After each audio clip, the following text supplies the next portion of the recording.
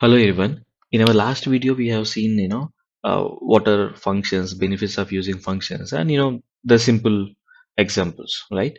Now in this video, we'll talk about a return function, right? Okay. Now before we talk about the return function, so obviously, so whenever I call this function, so it will tell you whether even or not. I may need to store in some variable, right? Obviously, I need to store these results in some variable, and maybe I'll use this particular response in some other business logic, for example, right? So now let's say I want to store, maybe I'll say response. So maybe I'll pause this. Obviously, I should get odd, right? When I print this res, I should have odd in it, right? Did you see? There's nothing. Now let me see what it has. The type. It says none type, which is nothing but it don't have any data, right? Why? Print will just print whether it's an even or not in our case, right? But actually you should return the actual value of it, right? I just don't want to print. I want to return the actual value.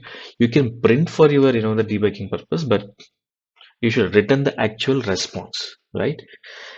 Then only you can capture it in any of the variable. Now let me take the same example and maybe instead of print, I'll say retu return even. Here also, I'll say return odd. Now, take the same example. When you say res, did you see it got printed? Now, if you see here, the same scenario, the value got printed here because I just said print. But if you see here, when I just run the same thing here, it didn't print anything because we're not printing here, right?